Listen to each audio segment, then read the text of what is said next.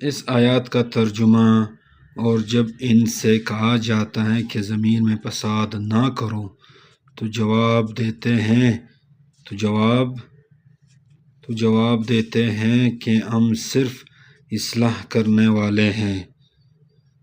یہ حدیث جو ہے اس کی تفسیر منافقوں پر ہے کہ جب وہ لوگ کہتے ہیں کہ زمین پہ فساد نہ کرو تو اس سے آپ کو اندازہ ہونا چاہیے کہ یہ فسادی ہیں، کیونکہ یہ اسلام کے آڑ میں منافقین ہوتے ہیں اور یہ منافقت کر کے آپ کی ہر بات اپنے آپ کے دشمن کو پہنچا کے آپ کو نقصان پہنچاتا ہے، اس کو منافقین کہتے ہیں۔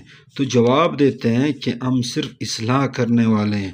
اگر آپ اصلاح کرنے والے ہیں تو آپ نے دل سے ایمان لاتے ہیں، آپ ایمان نہیں لاتے ہو، کیونکہ آپ چاہتے یہی ہو کہ آپ جو ہیں منافق ہی رہیں۔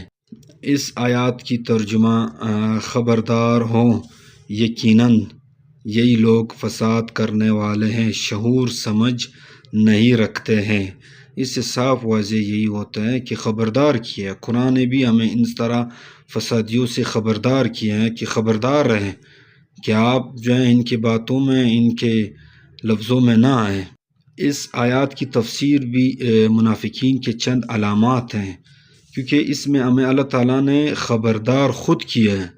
اللہ تعالیٰ نے قرآن میں فرمایا ہے خبردار ہوں، یقیناً یہی لوگ فساد کرنے والے ہیں، لیکن شعور سمجھ نہیں رکھتے۔ ان کو شعور سمجھ نہیں ہے کہ ہم کر کیا رہے ہیں، ہم اللہ کے راہ میں کیا کر رہے ہیں، اور ہم جو ہیں اپنے لیے کون سا خندق کھود رہے ہیں، اور ہم اپنے لیے کون سا جہنم کا راستہ بنا رہے ہیں۔ ان کو تو کچھ پتہ ہی نہیں ہے۔ وہ کچھ جو اشرفیز ہیں اس کے عوض وہ اپنے آپ کو بیچ دیتے ہیں۔ اچھا، یہ 13واں جو آیات ہے اس کی ترجمہ ہے: اور جب ان سے کہا جاتا ہے کہ لوگ یعنی صحابہ کی طرح تم بھی ایمان لاؤ تو جواب دیتے ہیں کہ کیا ہم ایسا ایمان لائے جیسا بیوقوف لائے ہیں؟ خبردار ہو جاؤ، یقیناً یہی بیوقوف لیکن جانتے نہیں۔ اس آیات کی جو تفسیر ہے وہ یہ ہے، یعنی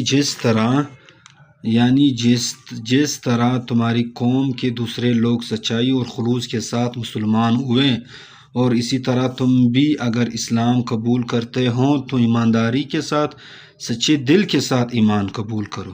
کیونکہ منافقین تو اسلام تو قبول کرتے لیکن دل سے نہیں کرتے، تو انہیں دل سے قبول کرنا ہوگا۔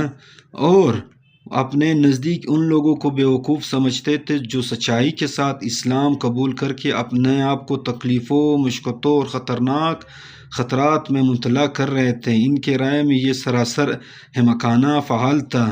یہ محض حق اور راستی کی خاطر ملک کی دشمنی مول لیا جائے۔ ان کے خیال میں عقل مندی یہ تھی کہ آدمی حق اور باطل کے بحث نہ پڑے بلکہ معاملے میں صرف اپنے مفاد دیکھے۔